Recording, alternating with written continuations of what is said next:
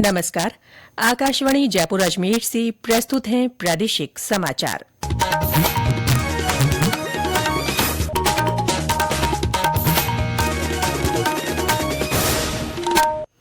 मुख्य समाचार। प्रदेश भर में आज से सुशासन सप्ताह के तहत प्रशासन गांवों की ओर अभियान चलाया जाएगा। राज्य में अगले शिक्षण सत्र से 9 जिलों में स्थानीय भाषा में पढ़ाई शुरू होगी। जैसलमेर में जीएसटी काउंसिल की बैठक 21 दिसंबर को। कल केंद्र और प्रदेशों के वित्त विभाग के आला अधिकारी प्री बजट पर चर्चा करेंगे। और चिकित्सा मंत्री गजेंद्र सिंह खेवसर ने कहा, बड़े अस्पतालों में रोगियों को कतारों से मुक्ति के लिए तकनीकी नवाचारों पर जोर दिया जा रहा है।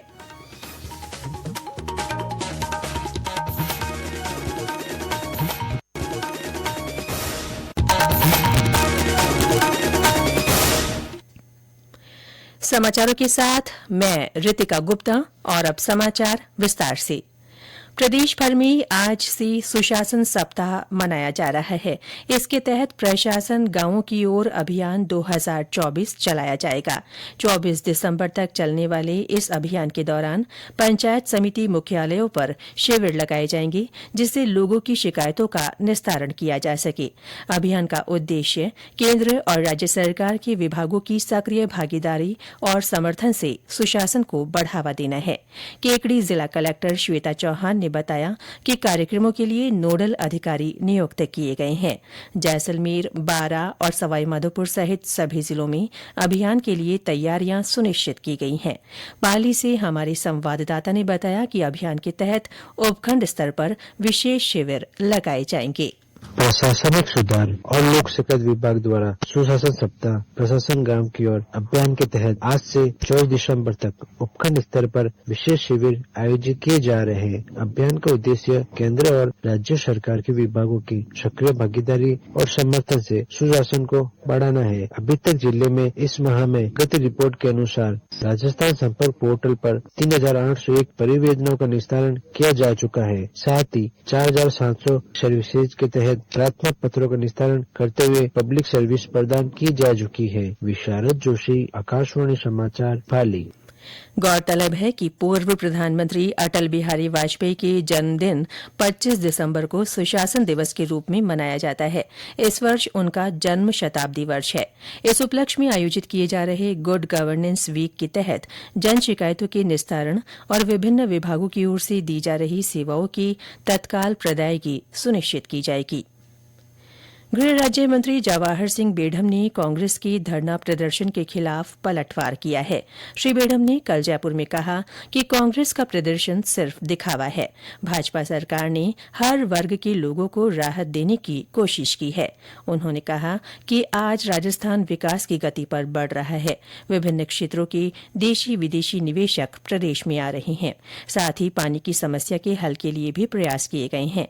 विपक्ष को प्रदेश के विकास में सहयोग करना चाहिए। श्री बेढम ने विपक्ष पर निशाना साधते हुए कहा कि कांग्रेस आपस की लड़ाई सड़क पर लेकर आए हैं। राजस्थान में कांग्रेस के लोगों ने धरने प्रदर्शन का नाटक किया और उस नाटक में अपने ही नेताओं के खिलाफ छींटाकशी, टीका टिप्पणी करने का उनका जिस तरह का कार्यक्रम चला, लोग आज उनके धरने पर हंस रहे हैं। पता नहीं क्या सोचते हैं लोग। उनको सोचना चाहिए था कि राजस्थान में विकास हो रहा है। राजस्थान के प्रदेश के मुख्यमंत्री पानी की समस्या का समाधान कर रहे हैं। उनको नींद नहीं आती कि राजस्थान विकास की गति पर बढ़ रहा है। 35 लाख करोड़ के एमओयू हुए हैं। देशी और विदेशी निवेश राजस्थान में होगा। यहाँ के युवाओं को रोजगार मिलेगा। प्रदेश की आर्थिक समृद्धि होगी। बिजली की समस्या का समाधान होगा। यहाँ कानून व्यवस्था सुदृढ़ हुई है। लेकिन इन लोगों को पता नहीं क्या सूझता है। प्रदेश के विकास में सहयोगी न बन के अपने आप की लड़ाई को सड़क पर लाए हैं। गौरतलब है कि कांग्रेस की ओर से विभिन्न मुद्दों को लेकर कल जयपुर में शहीद स्मारक पर धरना प्रदर्शन किया गया। प्रदेश में अगले शिक्षण सत्र से 9 जिलों में स्थानीय भाषा में पढ़ाई शुरू हो जाएगी। राष्ट्रीय शिक्षा नीति 2020 के प्रदेश में लागू होने के बाद इसके लिए राजस्थान राज्य शैक्षिक अनुसंधान एवं प्रशिक्षण परिषद ने पाठ्यक्रम तैयार कर लिया है। शिक्षा मंत्री मदन दिलावर ने कल जयपुर में आयोजित परिषद की सेमिनार में ये जानकारी दी। संगोष्ठी स्थानीय भाषा आधारित बाल साहित्य और शिक्षा सामग्री तथा बुनियादी साक्षरता के नवाचार विषय पर हुई। सेमिनार को संबोधित करते हुए श्री दिलावर ने कहा कि वर्तमान में 2 जिलों सिरोही और डूंगरपुर में पायलट कार्यक्रम के रूप में बहुभाषी शिक्षण कार्यक्रम संचालित किया जा रहा है। अगले सत्र से इसे 9 जिलों की बाल वाटिकाओं में चलाया जाएगा। साथ ही सत्र 2026 से ये कार्यक्रम प्रदेश के 25 जिलों में संचालित किया जाना प्रस्तावित है। शिक्षा मंत्री ने कहा कि बच्चे स्थानीय भाषा में जल्दी सीखते हैं। पाठ्यक्रम और शुरुआती वर्षों में शिक्षण कार्य स्थानीय भाषा में ही होना चाहिए, जिससे कि बच्चे आसानी से स्कूल की भाषा को सीख पाएं। ये समाचार आकाशवाणी जयपुर अजमेर से प्रसारित किए जा रहे हैं। प्रादेशिक समाचार बुलेटिन आप हमारे ट्विटर हैंडल @AIRnews_जयपुर, YouTube channel Rajasthan AIR news और फेसबुक AIR न्यूज राजस्थान पर भी सुन सकते हैं। साथ ही आप हमारी वेबसाइट newsonair.gov.in पर भी समाचार सुन सकते हैं और संबंधित फोटो और वीडियो देख सकते हैं। जैसलमेर में जीएसटी काउंसिल की बैठक की तैयारियां की जा रही है। ये बैठक 21 दिसंबर को होगी। बैठक में केंद्रीय वित्त मंत्री के साथ ही सभी राज्यों के वित्त मंत्री और केंद्र सरकार से वित्त विभाग की टीम शिरकत करेगी। जिला कलेक्टर प्रताप सिंह ने बताया कि बैठक के बेहतर आयोजन और प्रबंधन के लिए विभिन्न समितियों का गठन किया गया है।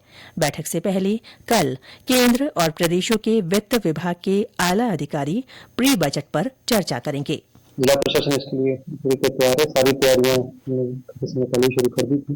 शहर की स्वच्छता और सिक्योरिटी के लिहाज से भी सब कुछ व्यवस्थाएं बनी रहे और पार्किंग व्यवस्था और इन सबको लेकर ट्रैफिक डायवर्जन कैसे होगा, इन सब के बारे में हमारी पूरी तैयारियां है। तो टूरिस्ट का जो जितने प्लेस है टूरिस्ट प्लेसेस, उन सबके महानुभावों का अनुभव एक यादगार हो। चिकित्सा मंत्री गजेंद्र सिंह खींवसर ने कहा है कि राज्य सरकार गांवों और ढाणियों तक चिकित्सा सेवाओं को मजबूत कर रही है। चिकित्सा मंत्री कल जयपुर जिले के रामपुरा डाबड़ी गांव में विभिन्न विकास कार्यों के लोकार्पण और शिलान्यास समारोह में बोल रहे थे। इस अवसर पर चिकित्सा मंत्री ने उपखंड और तहसील कार्यालय, नए ग्राम पंचायत भवन, प्राथमिक स्वास्थ्य केंद्र, राजकीय महात्मा गांधी अंग्रेजी माध्यम विद्यालय और राजकीय उच्च माध्यमिक विद्यालय का लोकार्पण किया।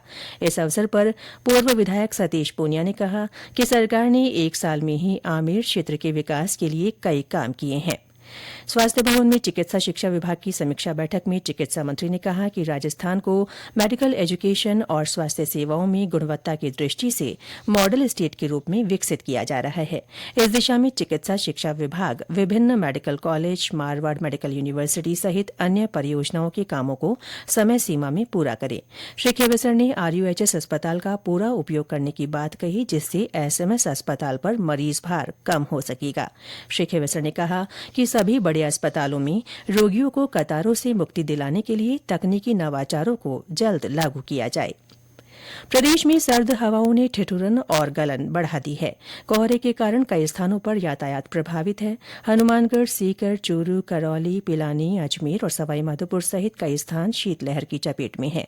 जैसलमेर में दिनभर सर्द हवाओं से जनजीवन प्रभावित रहा। भरतपुर से हमारे संवाददाता ने बताया कि कड़ाके की ठंड और कोहरे से लोग बेहाल हैं। भरतपुर जिले में सर्दी का असर दिन पर दिन बढ़ने लगा है। रात का तापमान 3.8 डिग्री सेल्सियस पर पहुंच गया है। ठंड के साथ साथ कोहरा ने भरतपुर को अपने आगोश में ले लिया है।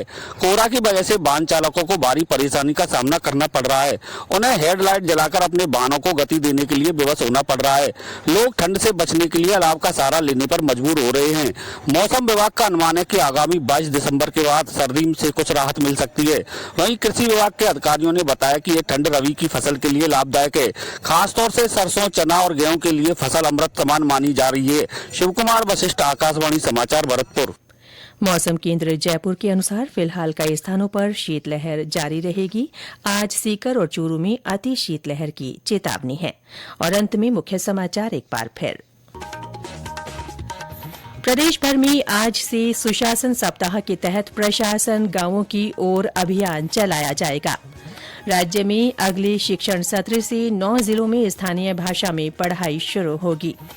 जैसलमेर में जीएसटी काउंसिल की बैठक 21 दिसंबर को है। कल केंद्र और प्रदेशों के वित्त विभाग के आला अधिकारी प्री बजट पर चर्चा करेंगे। और चिकित्सा मंत्री गजेंद्र सिंह खींवसर ने कहा, बड़े अस्पतालों में रोगियों को कतारों से मुक्ति के लिए तकनीकी नवाचारों पर जोर दिया जा रहा है। इसके साथ ही प्रादेशिक समाचार बुलेटिन समाप्त हुआ। नमस्कार।